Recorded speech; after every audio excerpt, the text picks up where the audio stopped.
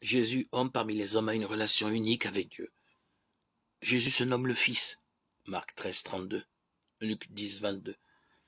Comme le Père dit de Jésus, tu es mon Fils, le baptême en Luc 3, 22, ou bien celui-ci est mon Fils, la transfiguration en Luc 9, 35.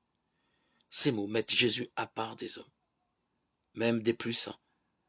Dieu lui donne un rôle tout à fait unique. Il parle et agit avec autorité, Marc 1, 22 et 2, 10.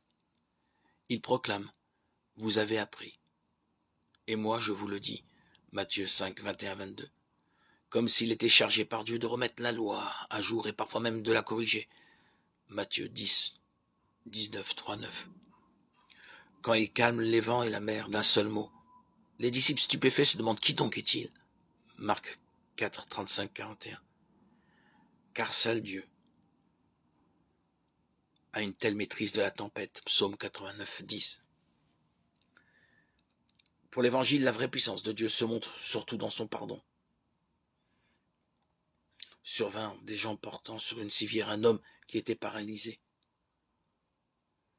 Voyant leur foi, il dit, tes péchés te sont pardonnés. Les scribes et les pharisiens se mirent à raisonner, quel est cet homme qui dit des blasphèmes? Qui peut pardonner les péchés, sinon Dieu seul?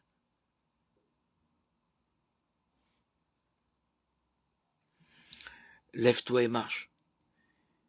Eh bien, afin que vous sachiez que le Fils de l'homme a sur la terre autorité pour pardonner les péchés, il dit au paralysé, je te dis, lève-toi, prends ta civière et va dans ta maison.